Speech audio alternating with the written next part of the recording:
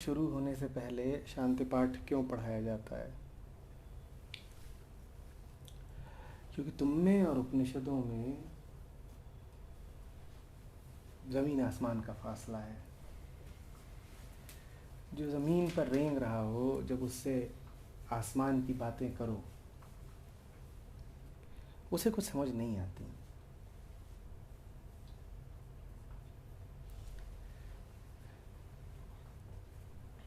जो बिल्कुल ठंडा पड़ा हो, उसको अगर अचानक सूरज की रोशनी दिखा दो तो उसकी आंखें चुंधिया जाती हैं।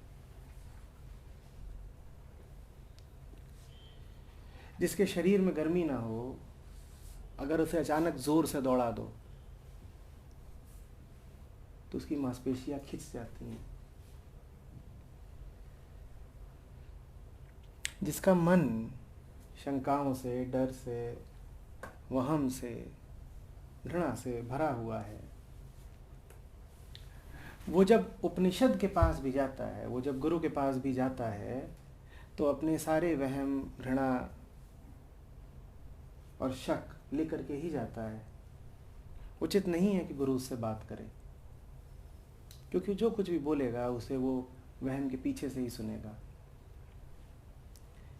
शांति पाठ इसीलिए होता है ताकि तुम तैयार हो सको।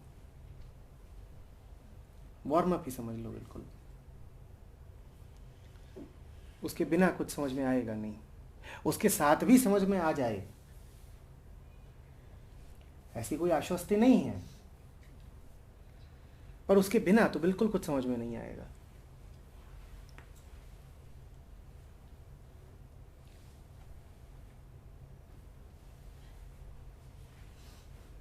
इसलिए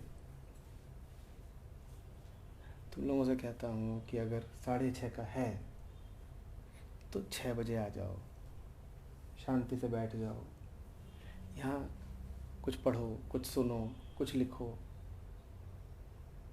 ज़रा तैयारी तो कर लो।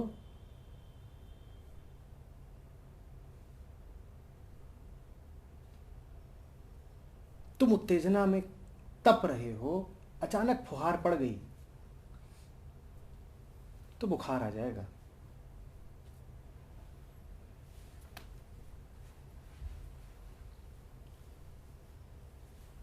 तुम्हारे मन पर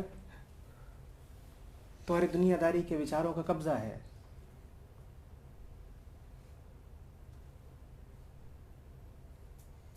अचानक सत्य की बात छिड़ गई तो तुम्हारा मन विद्रोह कर देगा।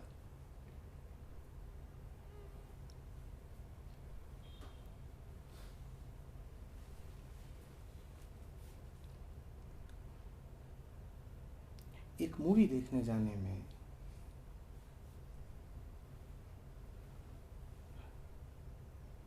और सत्संग में बैठने में बड़ा अंतर होता है। जो फिल्म तुम देखते हो पर्दे पर, वो तुम्हारी ही दुनिया की कहानी है और वो तुम्हारी ही रुचि के लिए बनाई गई है। वो बनाई ही ऐसी गई है कि तुमको पसंद आए, तुम्हारे भ्रमों को कायम रखे, तुम्हारे संस्कारों के अनुरूप हो।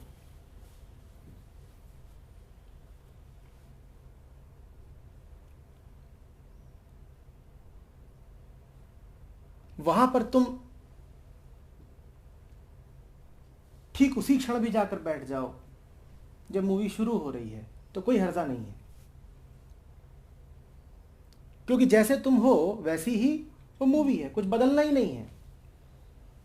जिस भाव में तुम थे, जिस रॉ में तुम थे, उसी रॉ में रहे आओ। मूवी भी उसी रॉ की है। तुम कामुक, मूवी कामुकता को बढ़ाएगी। तुम हिंसक, मूवी में हिंसा है। तुम्हारे मन में क्षुद्रता भरी हुई है, वहां पर्दे पर भी क्षुद्रता ही नाच रही है।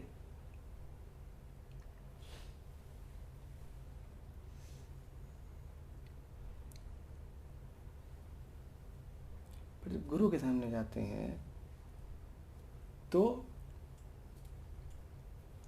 विचारों को लेकर के जाना उस अवसर का अपमान होता है। तुम उदास चेहरे के साथ अगर बैठे हो यहाँ पर तो ये इस जगह का अपमान है। तुम प्रफुल्लित होकर के बैठे हो तो वो भी इस जगह का अपमान है। अपनी उदासी और अपनी प्रसन्नता दोनों को उतार दो, बाहर रख दो। बाहर जूते रखते हो ना, उसके साथ साथ अपने सारे विचारों को और आवेगों को भी रख के आया करो।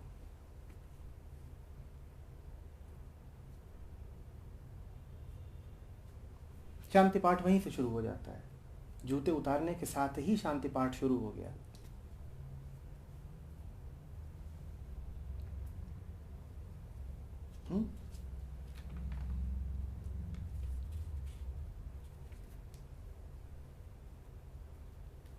पर तुम पूरी तरह कभी उतार नहीं पाओगे।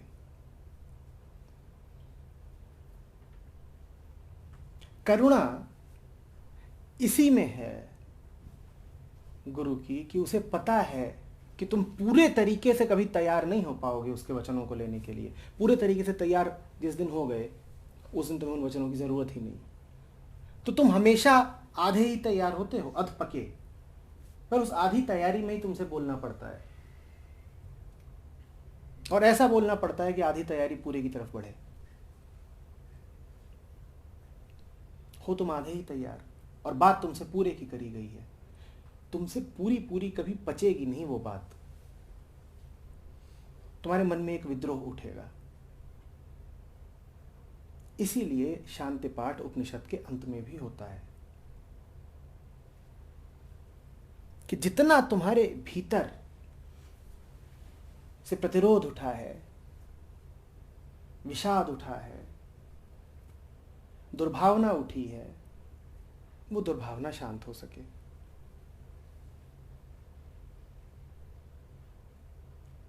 क्योंकि तुम तो अपनी पहचाने, अपना अहंकार, अपना अतीत, अपना समाज, अपनी दुनिया, ये सब लेकर के ही बैठे हुए हो।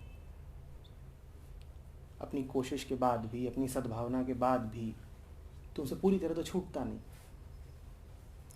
और वो जो बैठा है तुम्हारे मन में, उसको जहर समान लगती है सत्य की चर्चा। वो तड़प जाता है, वो मार ही देना चाहता है।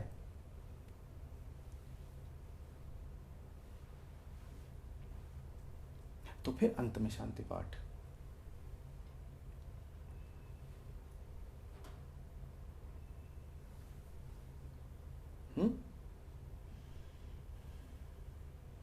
उठ के यूं ही मत चल दिया करो यहां से। उचित तुम्हारे लिए यही है कि सत्र के बाद भी, मेरे बोलने के बाद भी, जो तुमने जाना उस पर जरा चिंतन करो, जरा ध्यान में बैठो।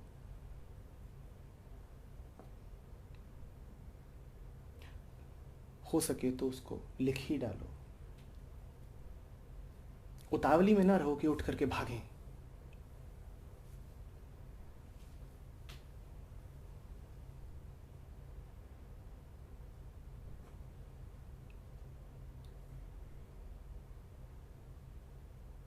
हमारी बात समझ में